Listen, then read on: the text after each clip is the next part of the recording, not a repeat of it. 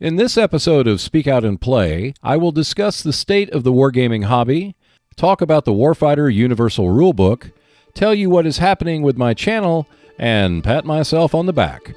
All this and more on Speak Out and Play.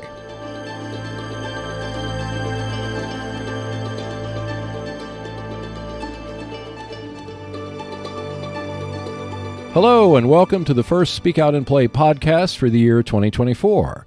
This is the start of Season 2, and I hope you all had a wonderful Christmas and a Happy New Year.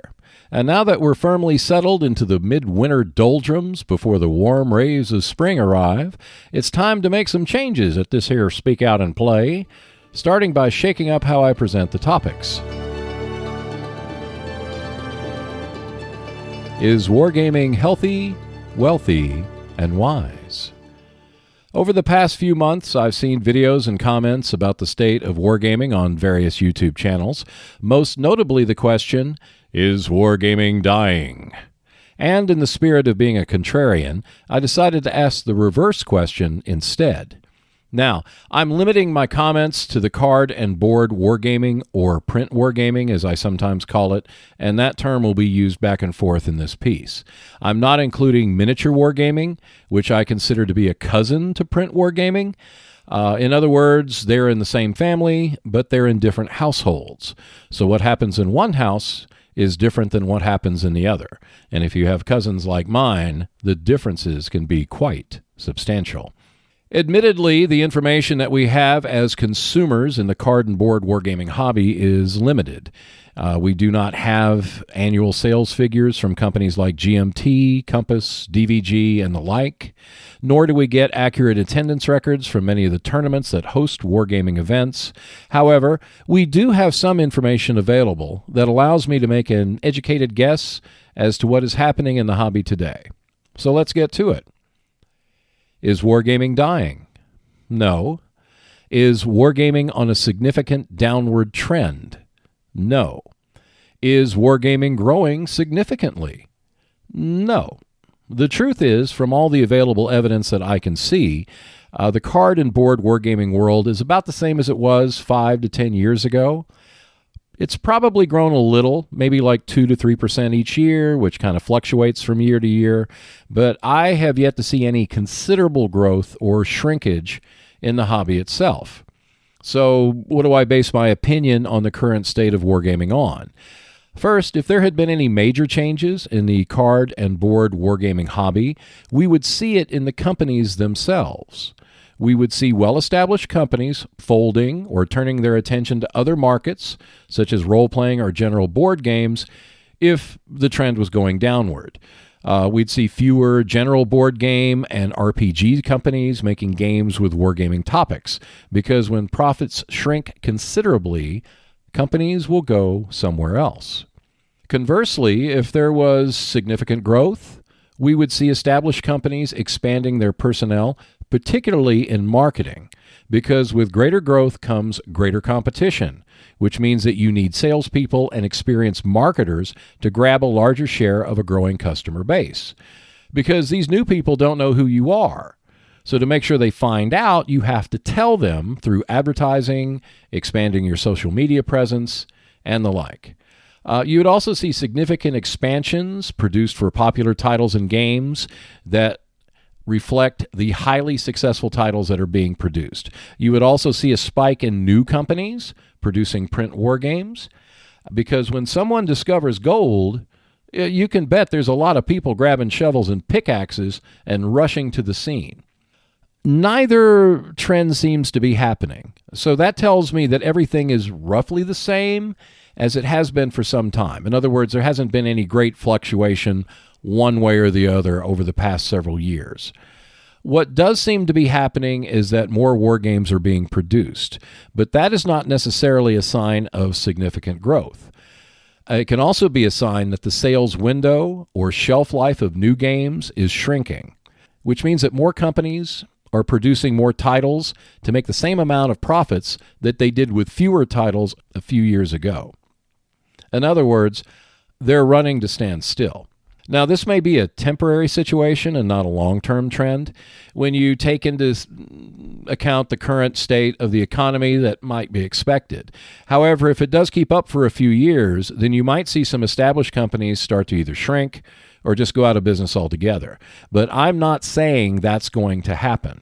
That's just one of the possibilities. The fact that new people are coming into the hobby is nothing new. There is always a turnover rate of people coming in and people leaving the hobby, no matter its current state. What would be significant is if we see plenty of younger people, particularly under the age of 25, creating YouTube channels dedicated to card and board wargaming. But that doesn't really seem to be happening either, at least not at any greater rate than there was before. And since young people video themselves doing everything, if they were interested in print wargaming, we would see the channels, blogs, and podcasts popping up right and left. So we are where we are. There's nothing to get all that excited or all that terrified about, which means that wargaming is healthy, wealthy, and wise, at least for the foreseeable future. In today's Warfighter Corner, I would like to talk about the parting of our dear friend, the Universal Rulebook. As of Warfighter Vietnam, which is going to press soon, if it hasn't already by the time you hear this podcast, DVG is switching away from the Universal Rulebook and embracing dedicated rulebooks for each course set. Of course, the announcement came right after I made a video dedicated to the Universal Rulebook, so my timing, it seems, is as impeccable as ever. Now, the Universal Rulebook will still be around both for those who have purchased course sets already and for those who purchase course sets in which the Universal Rulebook still exists in the near future. And while I do applaud the change, I will say that as a reference guide, the Universal Rulebook does carry a few advantages. Because, let's face it, rulebooks are expected to do two things: teach the game and answer questions. The Universal Rulebook, in my view, does an okay job of the latter. I've been able to find answers to questions mostly within a minute of searching for them.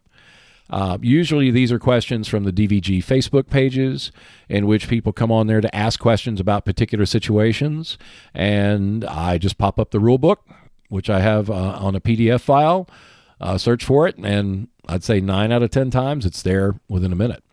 But as far as teaching the game goes, that's where the Universal Rulebook does fall short.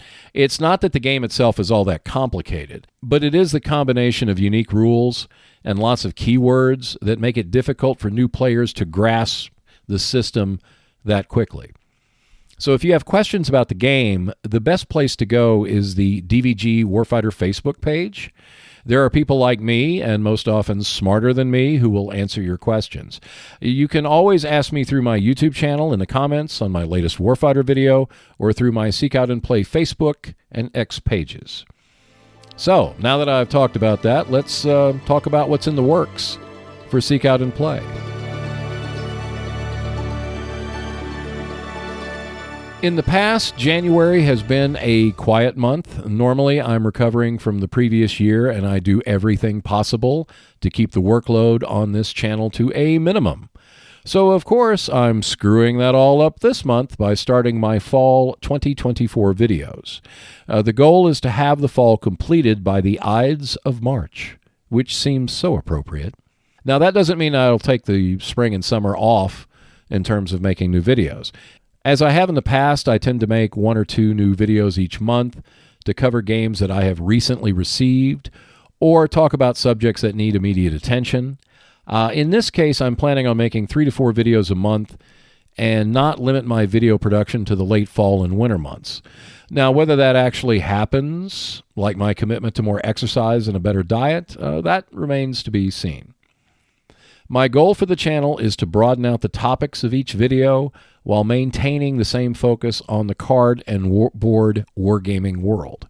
In other words, fewer videos about highly specific subjects such as a particular optional rule for a game, and more videos about the games themselves, either single games or a line of games or a specific line of topics. I've done this somewhat with my personal essay series where I talk about kind of general gaming terms. And so I'm going to be making more videos that at least are broader. So instead of like optional rule 14.2-3.7, it will be more along the lines of, hey, this game can do this, and talking more in general terms about that. So that way it broadens out the interest. So instead of like 2 people who are really interested in that optional rule, then hopefully I can appeal to more people who might be interested in the game, and hey, that's what this exists in this particular game or on that particular topic. I'm even reformatting the podcast so that it starts with a main topic of discussion about some popular subject, or at least a discussable subject, and not just about me. I like talking about me just as much as other people like talking about themselves, I suppose, maybe even to a greater degree. But for this podcast, I'd like to open the discussion with bigger subjects first. And if the main reason is to get more attention to my YouTube and podcast channels, then so be it. I'm shameless when it comes to promoting what I do, and I would love it if more people participated, and if broadening out the topics and starting with something like, hey, is wargaming healthy, wealthy, and wise? That's a good way to do it. Then by golly, I'm going to be on that train. So anyway, off that train and more about me, in terms of video production, I've added a new mic stand that will act as an additional light stand, replacing the kind of wonky tripod, duct tape, bungee cord nightmare that I've been using. My hope is it'll make it easier to put a spotlight when I put games, pieces, and objects on video. So that way, I hope to improve the quality of the video that I'm making. And I'm also hoping to improve the speed in which I make the videos, because making videos can be quite tedious, and so maybe you don't know, but it is quite tedious process. So what I do is try to find anything that can shorten it, even by a few seconds. And so adding this mic stand, which is really versatile, means that I can put my flashlight on it, and I can quickly move it, aim it, and then start the video maybe 5 seconds sooner. And that doesn't sound like much, but that adds up over time. And so that's one of the things I've been doing. Also, I went to Walmart and I spent a few bucks and I got a cheap background light. Thanks to a couple of blue gels, that light will create a blue streak across the background, much like you've seen before. In fact, you probably will not notice much of a difference in the videos that are going to come out later this year as compared to the ones that are coming out now. But the light's going to come from another direction, and it's going to be, it's there to kind of separate the background from what's on the table. And it's like I said, it's a little thing, but it's pretty important, and I thought it was worth like $5 or $6 to get that light. So hey, why not? I'm one of those big spenders, so what can I say? What that means is that the real studio light that I have been using as a background light, and it's a light that is dimmable. In other words, I can make it really soft or really bright. I can use that to help light up the table and add more color and brightness to what I'm shooting. Because one of the nagging issues that I've had with my videos, especially in the past couple of years, is that some of the shots wind up being too dark. And being too dark, in my opinion. Now, I haven't noticed many comments on that, but I see it. And it's one of those things that I don't see when I'm shooting it in the camera, and then I put it on my monitor, and I start kicking the desk when I make my edits. And it's like, I got to go back and shoot it again. So, but sometimes those shots get through. Sometimes I don't really notice it. So having another light on the table to highlight what I'm shooting helps me, and I know it helps you because you want to see what I'm talking about. So that's hopefully going to be a change that's going to stick, and I'm looking forward to that. And speaking of me, because I like talking about me and my channel, here is what is coming up for February 2024 on Seek Out and Play.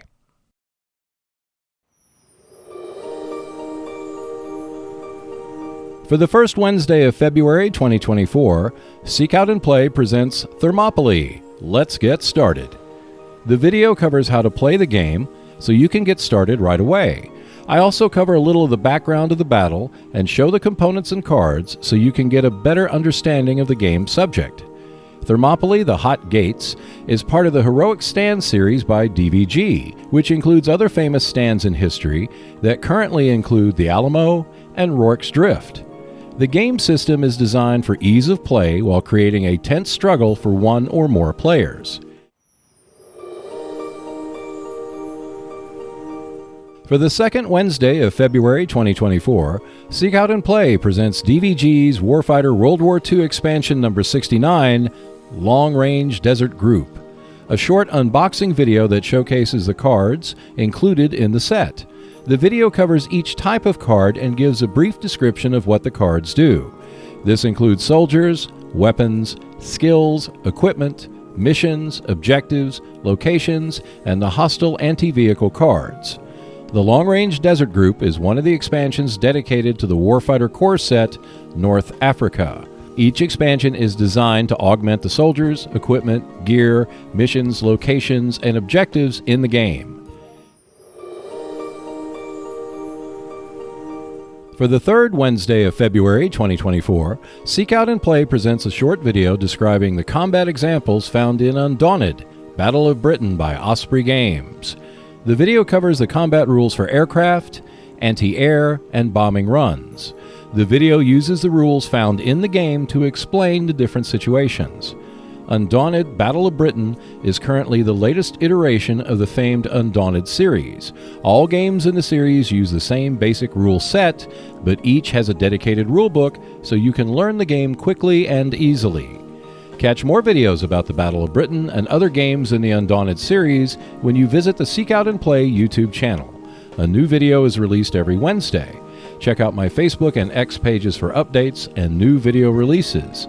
Plus, if you want to support the channel, I have a Patreon page as well.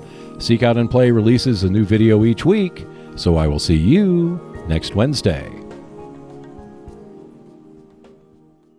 Keep going forward. Start your own YouTube channel. Because it takes me forever to learn about new things, I discovered something on my YouTube channel. I finally hit the mentions button on my Seek Out and Play content or comment and dashboard. If you have your own YouTube channel, you have a dashboard in which you load up your videos, it does analytics, it does all that kind of stuff. And anyway, one of the things on there is mentions. And that means anytime your channel is mentioned in the description of a video, it'll show up there. So I looked at that and I said, well, I haven't hit that one yet. So I hit that and what I discovered was that this podcast played a role in helping Scott Poulter start his Poltergeist Board Games channel. Now, I could not be more thrilled in knowing that more people are creating their own YouTube channels to bring more voices to our hobby. And that's what's important. I mean, whether you focus a little or a lot on the card and board wargaming niche, creating a YouTube channel and expressing your voice is what makes our hobby come alive. And don't worry about how it looks, what you sound like, or if you feel that the video is not quite what you want it to be. Because remember that everyone with a YouTube channel, even those who right now have millions of subscribers, they all started at the same place with 0 views and 0 subscribers. You're going to figure it all out, and everything is just going to be fine. So don't worry about it. Now, one caveat to that. If you have your dirty laundry in the shot, please move it. And yes, I've seen videos of people who have their dirty laundry in the background. Thankfully, it has not been on a Wargaming YouTube channel, at least not yet. But I remember when I've seen it, and it's like you can't change the angle of that camera. You can't. We have to see it. We have to see your dirty laundry. I don't want to see your dirty laundry, man. And that's it for another edition of Speak Out and Play, the first episode of the new year. Thank you for listening. I have a Facebook and X page where I post new episodes and videos from my podcast and YouTube channel. Plus, I will comment on those pages as well, so if you'd like to start a conversation, if you have any questions, those are great places to go. You can also comment on the comment section on my YouTube channel for this video, If you want me to talk about a subject or on the podcast, then, please go ahead and let me know. I mean, that's why I'm here. And if you would like to support my efforts, I have a Patreon page where, for a small monthly fee, you can catch all the episodes at least 48 hours in advance. Thanks again for your continued support. The Speak Out and Play podcast is released on the Monday before the last Wednesday of each month, with a YouTube video version coming out on the last Wednesday. And for the Seek Out and Play YouTube channel viewers, I will see you next Wednesday. And remember, if you see Sally, bring her all the way home.